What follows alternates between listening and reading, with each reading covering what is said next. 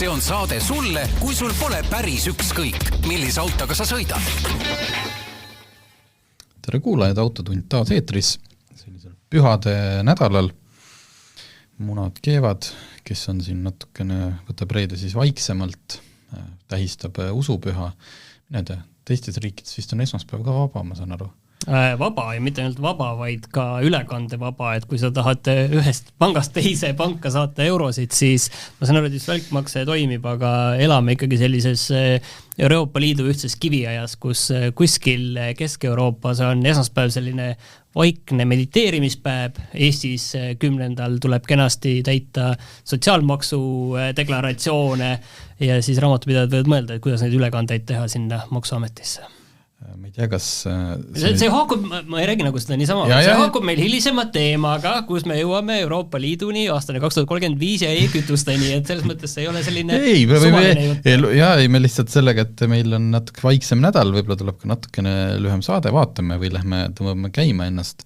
Lihtsalt pühadega seoses ma kuulsin mitte ainult Kesk-Euroopa, vaid muidugi ka Lõuna-Euroopa, et seal vähemalt Hispaanias pidi olema lausa, kus on pühade sild, ehk, et kui näiteks mingi väga oluline järjekordne usupüha või riigipüha langeb teisipäevasele päevale, siis on mõistlik ka esmaspäev lihtsalt vabaks, et see ei ole nagu iga aasta, et ka esmaspäev, aga kui ta satub kas neljapäev või teisipäev, et siis tehakse see nii-öelda, nimetatakse sillaks, et ei ole mõtet just hakata esmaspäeval tööle minemagi, kui teisipäev on nagu nii vaba päev. Et võt, selline pühade meeleolus oleme siin, lumi tuli maha, suverehve mul õnneks veel all ei ole. Minul ka mitte. Tuleb need lamellid ikka natuke lõpuni sõita, sest ega neid enam järgmine aasta alla ei pane, aga las nad praegu veel sõidavad, mis sa nüüd suverehve... Minul oli üks päev üks sama proovisõidu auto Mazda CX-60, millest me siin mitu korda oleme rääkinud. See tuli suverehvidega ja siis nädalavahetus oli ilus, siin paar nädalavahetust tagasi, aga esmaspäeval tagasi viies, siis ma mõtlesin küll juba hommikul, et kas ma helistun Mazdalasse ja ütlen, et nüüd on teie otsus, kas ma hakkan siit Kalamajast sõitma teie suunas või ootame õhtuni, kui see asi on natuke, aga Tallinnas on see suhteliselt kiiresti läheb selliseks lögaks, saab sõita küll. Veel eelmise nädala teemasid. Jama on see, et kui sa siin vahepeal oled, vahepeal ei ole, et minu mälu on selline, et ega ma täpselt ei mäleta, millest me rääksime eelmine nädal. Täna mõtlesin, kas me pean hakkama saadet üle kuulama. Aga Raiko Ausmehega me kurtsime siin obiauto omaniku rasket elu. Teha tuleb raskeid ja veel raskemaid otsuseid, enamjaolt on need lollid. Finantsi mõttes ärme üldse hakka rääkida ma. Aga kui eelmine nädal oli veel seis selline, et minu see kuulus busso oli võetud lahti, meistrimees juba keevitas, juba ehitas, juba otsisin ilma pealt mingeid esitiibu ja asju kokku ja surfasin varuosa saitide, mis on muuseas eraldi keeruline teema. Me oleme natuke rääkinud. Kuidas leida varuosa ja mulle see meistrimees andis paar nime ja kui ma läksin ühele lehele, siis ma hakkasin leidma selliseid Alfa Romeo 156 tagatiib 800 eurot.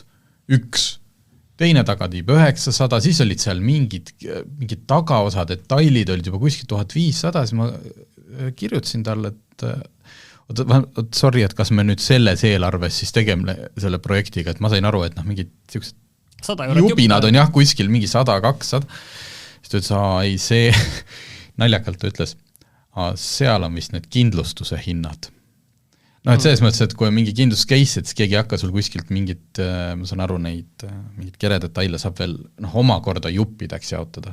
Seal siis pannakse terve see tagaosa korraga külge ja kindlustus maksab. Ma ei tea, eks see oli natuke nali ka. Aga eile õhtul töömees siis, ta mulle saatis sealt kogu aeg niimoodi pilte ja siis hakkas järjekordseid pilte tulema ja ütles, et kõik. See projekt, et tema selle projektiga ikkagi edasi ei läheks. Mis siis oli? Lihtsalt kuskilt, kui alguses tundus, et on plekitööd ja konstruktsioon on kõva, siis kuskilt aina edasi harutades ta leidis ikkagi... Aina pehmemaks läks. Mida sisse poole läks, seda pehmemaks läks. Nagu soos, et mida rohkem sa rabeled, seda sügavamale sa vajud. Ja eile õhtul tegime siis karmi aga vajaliku otsuse, et see Alfa saab kas ma ütlen siis selle süsti või mida tänapäeva maailmas, kuidas neid asju magama pannakse, neid lemmikuid. Mis sul siis Excelis nagu sinna joone alla nagu lõpuks jäi? Seda ma küll ei ütle. Aga jah, et kahju. Täna muidugi alati sellisel hetkel ma saan aru, et millegipärast ma nagu õudselt tahan olla see automees. Aga kui ma sellega reaalselt tegelema pean ja ma ei räägi rahast, siis ma nagu enam ei taha olla. Sest ma hakkasin selle auto, siis panin mingites alfa-gruppides üles, et nüüd on selline variant, et väga hea sisu, väga ilus sisu on seal sees ja mootor on ka midagi väärt. Kõik muu on nagu, nii kes tahab, kellel on vaja. See auto ei asu mul koduhoovis ja saati mina ei hakka sealt mingit käigukaste ja asju alt ära. Ja juba nagu kõik hästi palju toredad, nii palju inimestega ma olen saanud täna vestelda, saadetakse mul oma autode pilte, mul on selline projekt nurgas ja siis seda ma tahtsin sinna panna. Ja siis ma seal nagu, väga kihvt, et siis üks tahab ühte asja, teine teist. Üks ühte tahab, teist ei taha, siis on mul juba niimoodi, et kellele ma siis annan. Küsimus isegi ei ole nagu enam rahasummast, sest seal liiguvad suhteliselt väiksed summad, välja arvatud see mootor. Ja nüüd mul on kuskil pagana Läänemaal on üks auto, mis enam ei sõida. Kuidas ma selle siis juppideks jaotan, kellele kui palju, kes tahab, ühesõnaga. Ja see, päeva lõpuks on see praegult juba nii, see on siis overwhelming. ma juba ei viitsi sellega tegeleda.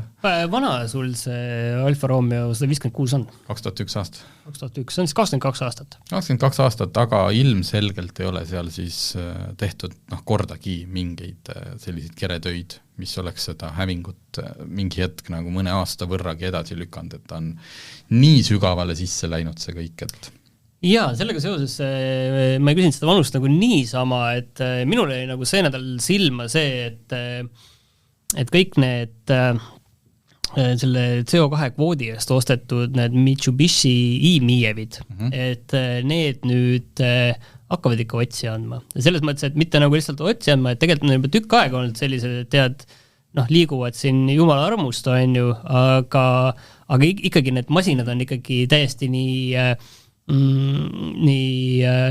moraalselt kui ka see akuvärk kõik täiesti vananenud ja nendega nagu ei olegi midagi teha ja sa hakkad mõtlema, et aga need on 10 aastat vanad masinad tegelikult. 10 aastat ainult. Mul kord hakkab saama 8. Ei, on 8 juba. Et ikka see on ikka päris huvitav, et kuidas see eluaeg on nendel autodel nagu nii, okei, ma saan aru, et see on nagu selline täiesti nagu entry level elektriauto ja oma aja nagu alguses ja nii edasi, aga ikkagi tundub nagu jabur, kui sa mõtled, et olid mingid inimesed, kes selle päriselt nagu ossid.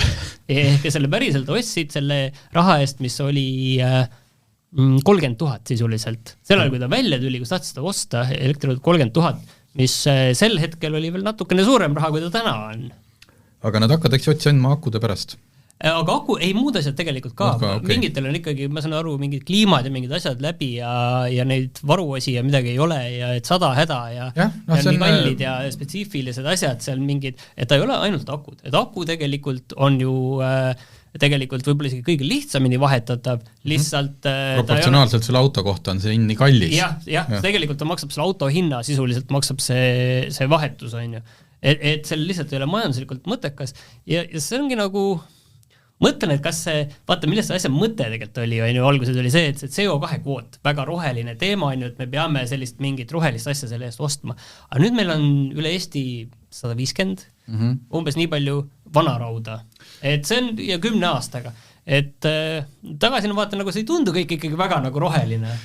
Selles mõttes, jah, ma olen suga nõus, lihtsalt need konkreetselt, neid autosid ma pigem võrdleks selliste kas ma ütlen, mingid ma ei tea, erisõidukitega, kui näiteks tellitakse mingid, mitte Eestis, aga kuskil Ameerikas, vaata, mingid postiljoni autod, mis ongi nagu mõeldud mingiks otstarbeks ja pärast seda, selles mõttes, ei ole neil kellelgi nendega midagi teha. Ma mõtlen, et kui samal ajal tuli välja see Nissan Leaf. Tahtsin just sinna jõuda, need on veel vastu pidanud küll. Just, sest et nende akusid vahetatakse, on tekkinud mingi täiesti ka järeltulga spetsialistid. Ja majanduslikult mõttekas neid vahetada. Just, et see auto, see Miev jah, oli ise enesest lihtsalt sisuliselt me räägime rollerautost või sest mopeedautost. Natuke kiirem, ta on nagu, selles mõttes ta on päris autokategooria, aga oma nagu olemuselt, suuruselt, kõigelt on ta niisugune ongi nagu käkk, väga tore käkk. Ja kui sellega sõidad august läbi, nüüd kevadel siin siis ilmselt lendavad tagasild nagu lendab, on ju. Sellega august läbi sõitan, jah, ei tahaks. Aga seda auku ma ei maininud nagu niisama. Ja sul on väga hästi ehitad sina neid sildu täna siin. Ja, see ei ole tegelikult, selles mõttes see ei ole uudis. Me lihtsalt täna selle kuskil, üks kolleeg tõi välja, et tema omavalitsuses pidi seda väga aktiivselt kasutatama, ehk et tule appi, need on sellised mitmed talgud on käimas, aga esimene siis on, et kui sa näed eriti nüüd kevadisel teede mineku ajal neid löökauke, mis me teame, need võivad sisuliselt tekkida mingi tihedas liiklus, kuskil päeva, kahega või niimoodi, et sul on näiteks nagu üks päev sõidad oma mingit maateed, näed, siin hakkab löökauk tekkima, üks päeval sõidab paar näiteks metsaveokit üle, siis see auk on juba homme palju suurem ja füüsiliselt ei ole võimalik, et Transpordiamet või kohalik omavalitsus, kes iganes selle tee eest vastutab, suudaks seda kõike nagu järge pidada. Ja selleks on olemas veebileht Anna teada. See on natuke anna-teada.ee ja samanimelised äpid peaks ka olema Androidile ja Apple'i telefonile ja kuna see on tegelikult päris vana lahendus, siis leheküljel on kirjas veel, et ka Windows Phone'ile. Huvitav oleks teada, kas see töötab, aga tegelikult mind huvitab hoopis see asi, et kas nagu päriselt, et ma olen aru saanud, et on mingid omavalitsused, kes tegelikult päriselt parandavadki neid asju ja inimesed on andnud teada, et näete, ma andsin teada ja näete, tehti korda, et kas see tehti juhuslikult või tehti sellepärast, et see sinna teada anti, seda muidugi ei tea, on ju, aga tegelikult oleks ju huvitav teada saada, et need andmed selle põhjal, et okei, et näiteks mingis, ma ei tea, Keila linnas on ju, traditsioonile sõidad, sa Keilas sõidad läbi sinna Haapsalu poole, sa tead, et see tee on täiesti kohutav, seal kesklinna poole on ju, et kui ma nüüd annan nagu teada, ma ise küll ei ole Keilas, aga mis sellest, et ma annan teada, et seal on need augud on ju, et kas nagu midagi juhtub ka, et see on ikkagi kõige nagu minu meelest nagu olulisem asi ja et millised omavalitsused nagu kõige rohkem neid parandavad ja millised ühesõnaga ühest kõrvast lasevad selle sisse ja teisest välja, et inimesed seal teada annavad, et iseenesest kõige olulisem nagu see jah, et kas midagi nagu juhtub ka. Ma lihtsalt tahtsin nagu öelda seda, et selle teeremondiga mul tuli meelde see, et see nüüd eelmine aasta, kui tehti see Väo ringristmik ja see Tallinnast Narva poole kõik, nüüd vahepeal oli seal pikalt oli üks rida kinni, küll ühel pool, siis teisel pool ja siis ühes suunas ja siis teises suunas. Mingid reilinguid parandati ja ma ei tea, mis asju seal tehti ja juba seal on mingid augud sees ja no mina ei tea, võiks ju olla nii, et vähemalt 1 aasta nagu peab vastu või natukenegi, aga juba lapitakse, mina ei tea, pead üles märkima täna sa lähed täna rongiga. Ma ei tahagi nagu märkida, ma tahaks seda, et võib-olla mõni asi nagu kestaks ka, et selle Anna teada puhul on, kui ma vaatan huvitav, siin on see kaart on näha, kus need märgid on maas, et hästi tihe on muidugi Harjumaa, kus on märgitud ja teada antud, ja siis on Pärnu ümbrus, Kesk-Eesti täiesti tühi, ja siis näiteks Võrtsjärve Lääne kallas, ehk siis Viljandi ümbrus. Aktiivsed inimesed. Väga aktiivsed inimesed, rohkem kõvasti näiteks kui teisel pool Võrtsjärve Tartumaa inimesed on sinna märkinud, et kust see aktiivsus, kas seal omavalitsus on võib-olla ise oma elanikke treeninud, aga muuseas see ei ole nagu ainult teeaugud, see on heakorra probleemid üldiselt, näiteks prügihunnik metsa all või mõni lahtine kaevugaas või tänavavalgustuslamp ei põle, et sellist asjad saab seal anna-teada.ee-s ja siis saate katsetada ja meile teada anda, et teil ei põlenud see lamp ja mitu päeva läks, enne kui omavalitsus tuli. Sellega mul tuli meelde just see RMK fantastiline teadaanne, et nad hakkavad andma teada, et kuhu võib metsas prügi ladustada, et see oli nende aprillinali. Tahtsin küsida sinu käest, et sa kindlasti seda autoajakirjandust jälgid nagu natukene täpsemalt kui mina, et mis oli kõige halvem aprillinali? Jaa, ma oleks pidanud ette valmistama. Ma olen kuidagi seda üritanud vältida, sest miks? Sellepärast laupäev oli. Sel päeval ei lugenud internetti? Absoluutselt, 1.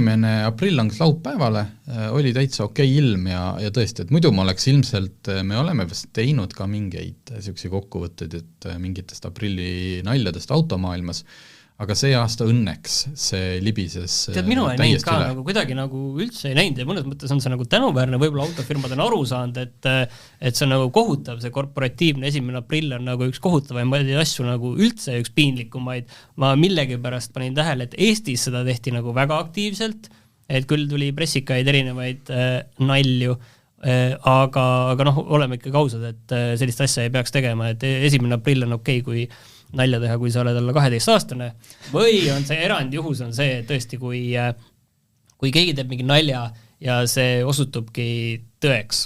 Aha. Et ma nüüd väga palju neid see aasta selliseid tähele ei pannud, aga ma tean ühte asja, ma tean, oli see, et vaata Seal Sonicut tead, on ju, selline tore lastemäng on ju, ja siis kuulutati välja, et nüüd tuleb uus mäng, et Murder of Sonic the Hedgehog. Ja siis see tuligi välja samal päeval ja oligi päris mäng. Et noh, põhimõte on see, et kui sa teed nalja ja sa tegelikult ka teed selle asja nagu lõpuni, on ju, siis on see okei, aga kõikidel muudel juhtudel see ei ole okei. Ma olen kuskil seal vahepeal, et tore on ikkagi, kui mingi on üks päev aastas, kus kõik võtavad korraks nagu vähem tõsiselt ennast, aga ma saan aru, et nalja tegimine on üldse raske asi. Korporatiivne nali on ikka see, mis tuleb südamest.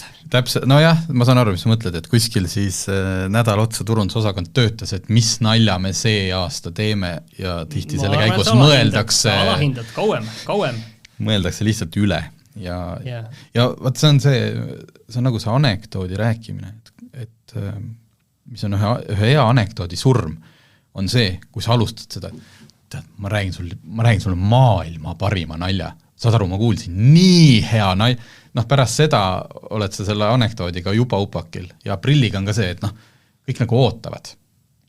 Ja siis kõik tegelevad sellega okei. Nii, aga üldse mitte sellel teemal, et meil on tegelikult teised talgud ka veel. Meil on teised talgud ka, mis on piiratud ajaga ja mis on iga-aastased liiklustalgud, aga kestavad see aasta kauem ja need on siis selle tarbeks, see on kiirustalgud on veel nimi, et kui sina tead, et näiteks mingis kohas ja kui ma välja mõtlen, ma ei ole viitsinud see kirja panna, sest et hetkel Tööstuse tänav Tallinnas on suhteliselt vaikse liiklusega, sest ta on meil otsast kinni, aga kui sa tead, et sinu kandis või sinul olulises kohas käib mingi ikkagi korduv kiirusületamine, siis saab politseile sellest teada anda liiklustalgud.ee ehk siis mõnikord seda võib mõni õelinim nimetada selliseks pealekaebamiseks, aga tegelikult see on oluline välja tuua. Et lihtsalt mingites kohtades, et kui sa ei ole oma küla inimene, see on kõige lollim on see, et kõik sõidavad oma külas, et ma ikkagi väga, väga pingsalt jälgin Kalamajas seda 30 märki, sest ma tean, siin on minu võsuksed, eks ju. Aga mõnes teises kohas võib-olla nagu, siin on hea hooks sees ja natuke ületan. Ja siis see aasta, kui politsei on need kohad kätte saanud, kus kodanikel on kõige suurem mure, siis nad lähevad ja terve nädala jooksul erinevates kohtades siis kutsuvad liiklejaid korrale, kus vaja.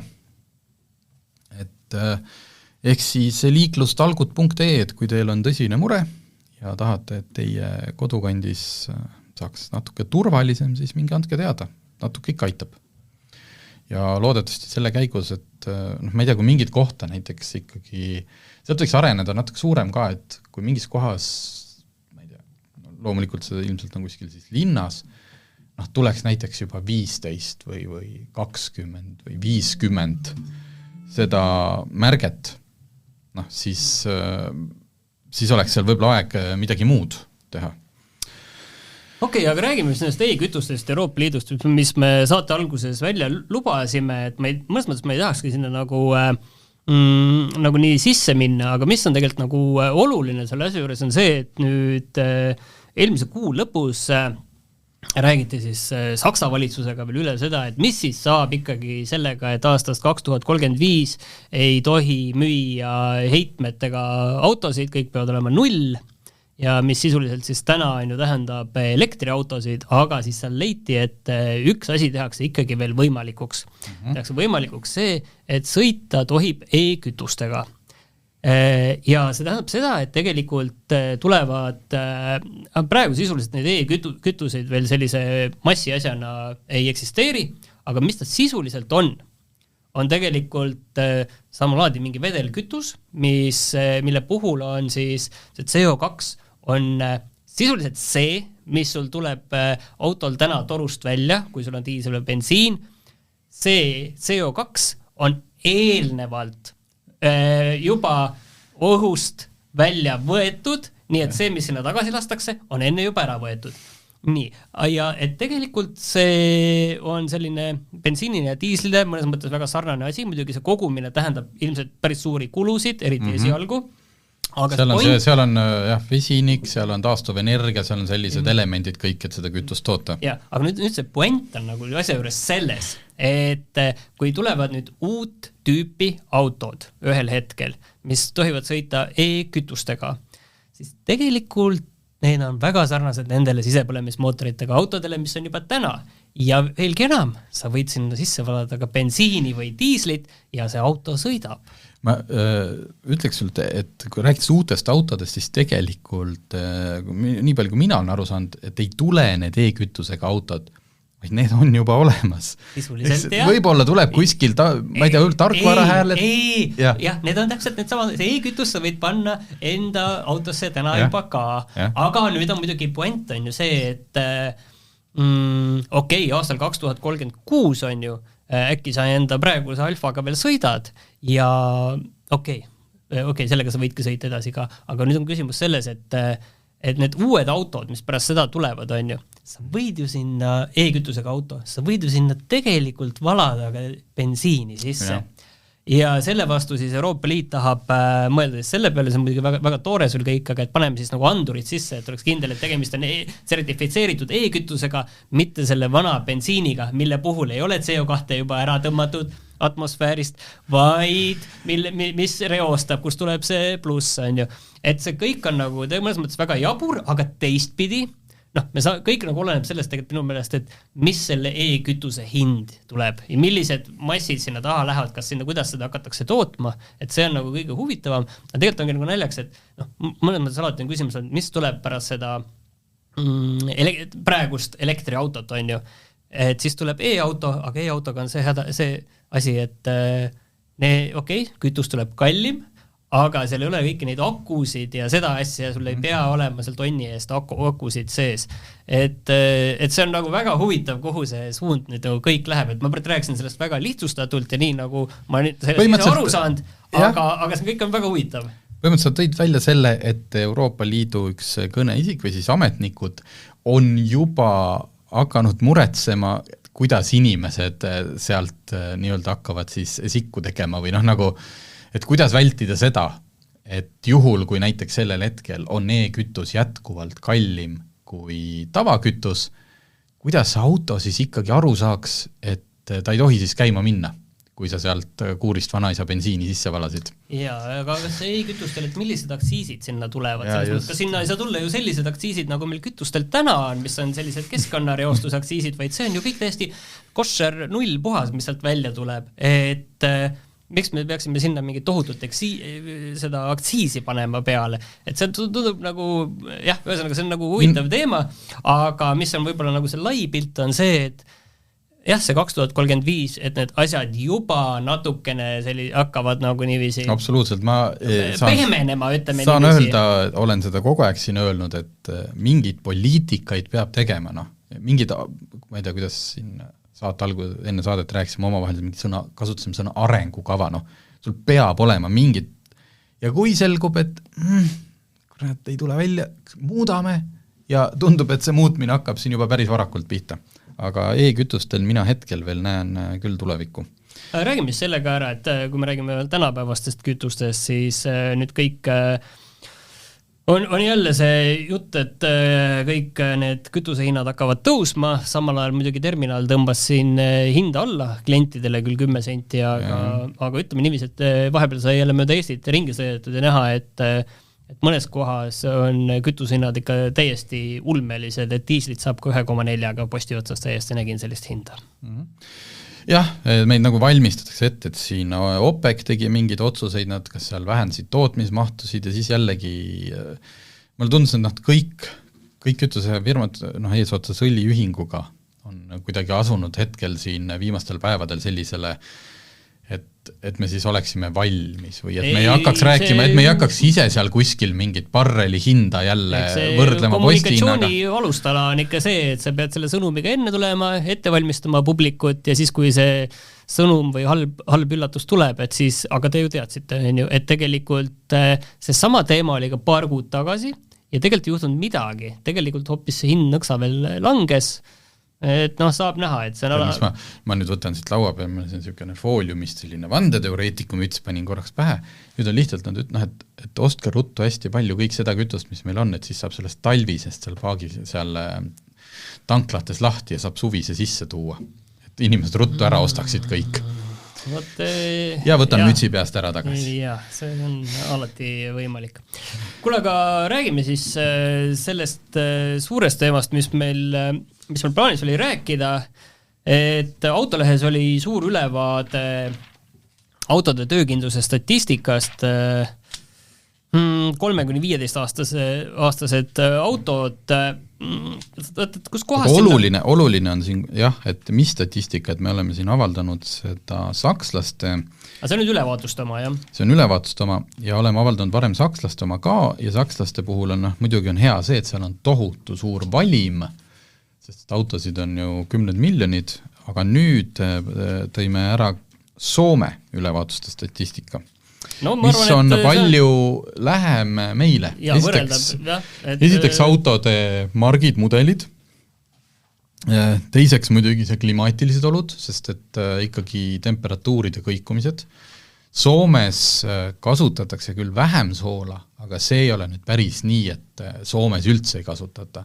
Ma arvan, et ikkagi see valdav osa autost on ju siin lõuna pool otsas, siin Helsingi ja selles piirkonnas, kus ikkagi aeg-ajalt Käisin talvel Soomes, kõik oli selle graniidikruusaga koos, kõik kohad, samas ma käisin muidugi Helsingi kesklinnas ainult ja samal päeval, kui ma jõudsin tagasi, saatis Mupo pressiteate, et palju, kui tublisti on Tallinna linnas seda tõrjet tehtud ja see suhe oli sisuliselt umbes niiviisi, et 85% sool, 15% kruus oli Tallinna tänavatel.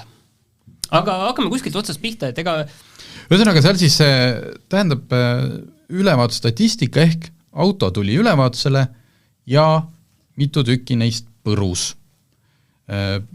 Põrumiseks loomulikult ei ole palju vaja, tuled näitavad valesti, kuskil vedrustuses on loksud sees, et see nüüd ei tähenda, et kõik need autod, mis siin all otsas on, ütleme tabelite, siin on aastate kaupa, 2019 aasta, 2016 aasta, 13 aasta, 10 ja 2007.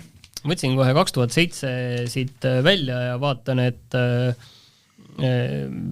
eelviimasel kohal on Mazda 5, mis on sisuliselt väga sarnane Mazda 6-ga ja tõesti, kere ei pea vastu, aga ma arvan, et see ei ole nagu kellelegi üllatus, et 55% põrus ülevaatustel. Aga nüüd tuleb siin, mis nende tabelite puhul on huvitav, et hästi lihtne neid ritta panna, aga tuleb vaadata ka keskmist läbisõitu. Sest et kui sa võtad näiteks 2007 aasta autod, ongi see Mazda 5 on eelviimane 161. kohal ja Mazda 5, siis selliste Mazda 5 keskmine läbisõit 240 000. Nii vähe. Mul sai just Honda sai 240 viskus ette. Kummal jah, sest et kui me võtame näiteks siis sama aasta esikoha, eesotsa, jätame esimesed 2 Porsche 911, Ford Mustang kõrvale. Hoitakse hästi. Ja siis on Volvo C70, mis on ka tegelikult paljudel ikkagi suveauto.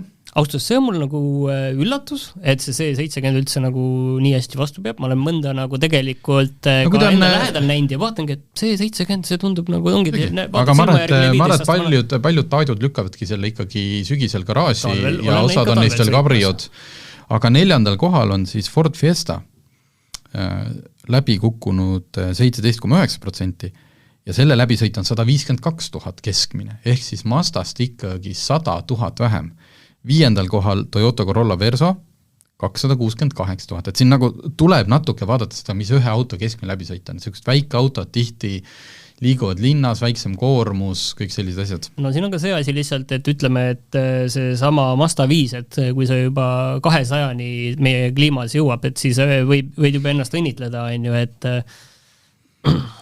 aga siis 2010 aasta autod, viimasel kohal Peugeot 5008, 48,6 läbikukkumisega. Kas see oli nüüd see esimese põlvkonna põhimõtteliselt 5008? Ja siis eesotsas jällegi Audi A8, mis on ka muidugi 227 000 keskmine läbisõit, et ta ei ole mingi garaažikuninganna, aga üks teooria, mis nende, et näiteks kui selline Audi A8 2010 aasta Soomes, et seal ta ilmselt ei muutu nii kiiresti selliseks, sest Soomes ikkagi niisugust luksusautot ostab väga rikas inimene, sest Vero. See on see, et seal see auto enda väärtus võib nii palju kukkuda. Nagu Eestis sa saad siin seda A8 10 000 euroga, aga Vero on ka peal, ehk siis maks. Et sellist autost tuleb rikas inimene, kes ka seda hooldada jaksab, sest mõttes ilmselt seal on vähem selliseid lõpuni sõidetud mingeid ronte. Teisel kohal ei imesta Lexus RX 450H, mis ongi legendaarselt vastupidav, aga 3. koht näiteks Honda CR-V. Keskmine läbisõit 225 000, läbi kukkunud 9,9. Ja siis tuleb Porsche Cayenne ja siis Toyota Auris. Et see esiots 2010 on küll suhteliselt umbes nii pakukski. 2013 tagumine ots ei ole nagu ka üllatus tegelikult, sellepärast, et Dacia Duster oli ka Saksas, oli suhteliselt viimastel kohtadel. Dacia Duster see esimene põlvkond muidugi oligi, nad ju alles siis tulid, hakkasid oma selle odava autoga niimoodi, Logan oli varem, Duster oli siis, oligi ikkagi ülilihtne ja kõik, et keskmine läbisõit muuseas 155 ja ma arvan, et seal on ka see, et see mingi hetk, kui sa ostad omale hästi odava auto, näiteks ongi kas ostetud uuena või siis kasutatud odav, et kuskilt hetkest need autod siin lähevadki juba, ongi see nii-öelda, toimub see lõpuni sõitmine. Ja remonti minnaksegi alles siis, kui sa ei saa enam ülevaatselt läbi, mis tähendab seda, et sa oled kogunud omale siin aastake kõik kolksud ja asjad kokku, ja siis sul ülevaatusel öeldakse, et see asi tee korda, siis saad läbi ja siis teed. Kahjuks Mitsubishi e-Mievit ma ei leia siit tabelist mitte kuskilt, ilmselt see on lihtsalt nii vähe olnud. Statistiliselt jah, ei mahu sisse. Ja 2013 aasta esiots jällegi Toyota Verso S, mida Eestis väga palju ei müüdud. Teine Honda Civic, 3. Toyota RAV4, siis tuleb seal Seat Leon, ühesõnaga igav, ootuspärane, aga igav. Võib-olla nüüd ma ütleksin nagu kõige nagu mõjuvama numbri üldse, mis nagu on siin olemas, on see, et 2016 autot ja viimasel kohal on Renault Clio, millest on läbi kukkunud natukene üle 1/3, 34% ja keskmine läbisõit on 76 000 kilomeetrit. See on ainult 76 000 kilomeetrit. No võt, siin seda ma nüüd ka ise, ma püüan nagu igale asjale seletust leida, aga siin on tõesti, et ma ei... Sest Dacia Duster, kui me sellest siin räägime, millest 43 kukkus läbi, nende keskmine läbisõit oli 155, ehk rohkem kui 2 korda rohkem, et kui see Renault Clio. Et selles mõttes... Kas on siis tegemist, ma nii hästi neid, oleks meil siin Margus Pipard oskaks öelda, et kas oli tegemist mingi eepiliselt halva põlvkonnaga, kus oligi kõigil näiteks, ma ei tea, 75 000 peal laagrid, buksid, kõik asjad läbi, mingist... Siin kõrval on näiteks Mercedes-Benz Sprinter, mille läbikukkumise protsent on 30, aga läbisõit 388 000. Tead, kui sa nüüd vaatad sealt veel ühe kohe ülespoole, siis me saame ikkagi kahtlustada, et ilmselt oli kuskil Renault tehases mingi liin kas katki või tootis praaki. sellepärast et 93. kohal on Renault Captur 81 000 keskmine läbisõit ja 22,8 läbikukkumist, nii et need on suhteliselt sarnased autod, Clio ja Captur, üks on lihtsalt natukene suurem, nii et ilmselt seal see midagi siis juhtus. See oli ülemise otsa ka läbi, et siin on suhteliselt tegelikult täitsa igav jälle. Väga madalate protsentidega on siin Golf Sportsvan, Honda CR-V ja Avensis. Ja oli 2019 kõige värskemad autod, et siin on tegelikult ütleme otse, et siin ikkagi, kui sa sinna alla kukud, siis on ikka asjad nagu ikkagi halvasti. Aga kui sa nüüd, sa seda loo sissejuhatust vist ei ole lugenud, vaata seda alumist otsa, kas 2019 aasta autod, kas sa märkad selle viimase, ütleme, viimase 6 koha, kõige viimase jätan välja, aga üldiselt nagu mustrit? Väga palju sõidetud läbi, väga kõrge läbisõit. Ja kõik need autod, mis need sulle meenutavad esimese asjana? Kõik on taksod. Okei. Ehk siis, kõige viimasel kohal Mercedes Sprinter, keskmine on 209 000, arusaadav tarbesõiduk, kõvasti antakse kuuma ja siis esimesel ülevaatusele ei ole ka, või selles mõttes, et omanik ei ole sõitja. Ja muuseas ma ei tea, kuidas Soomes, aga Eestis peab ju uue autoga minema ülevaatusele alles peale 4 aastat või? Oli 3. Oli 3 ja ma arvan, et sprinterid võivadki olla, et nad ongi nüüd ilusti 2-3 aastat on nendega sõidetud ja siis alles mindud ülevaatusel, aga sealt altpoolt hakates tulema siis Mercedes-Benz E-klass, Toyota Prius Plus, Volvo V90, Škoda Superb, Volkswagen Caddy. Kõik sellised miks taksod. Volvo V90 takso? Ma tean küll, ma olen vaadanud neid. Skandinaavia auto, sest et ma olen näinud muidugi, ja Rootsist tulevad neid väga hea hinnaga ja kõik on läbisõitud 400 000, on ju, ma olen neid näinud küll, on ju, et väiksema läbisõiduga ei tule. Aga ma just mõtlengi, et huvitav, et miks see nagu takso on, et ta ei ole nagu eriti nagu odava ka, aga ma saan aru, et see on selline high-endim takso või?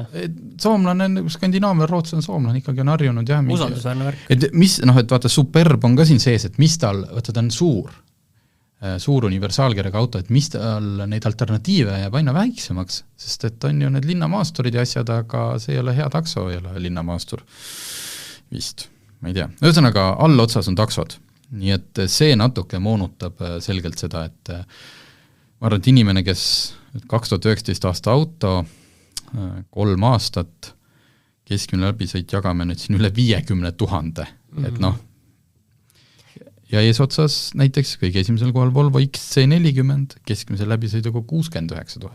Läbi kukkus siis 1% tegelikult ja teisel kohal RAV4, kolmandal kohal Yaris ja Golf edasi, et seal on üsna selline etteaimatav, tegelikult on ka see isegi seal tegelikult Škoda Fabian täitsa ees ja Škoda Karoq. Et sellest tabelist, kui ma seda siin enne saadet tudeerisin, et olla nagu vestluseks valmis, siis põhiline ongi, et see on hästi, selles mõttes jube vajalik tabel, vaadake autoleht või otsige Autogeenuse lehel ka, ilmus just.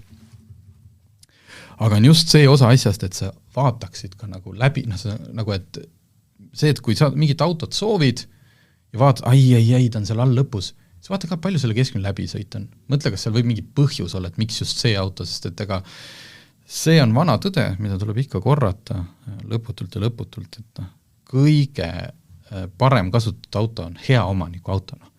Aga kui sa võtadki mingi odavat autot, hakkad ostma, mille juba 2 eelmist omanikku on loobunud nagu selle autoremondist ja see sinuni jõuab, siis loomulikult oled sa parajas hädas. Võt, aga soovime siis siit poolt mõnusaid nüüd munadepühi, ilm tuleb ilus, minge sõitma, minge maale, minge metsa. Plus 12 kraadi, minge sõitke, köhige auto puhtaks, hästi viisakalt ja peske ära. Tore, et kuuleste.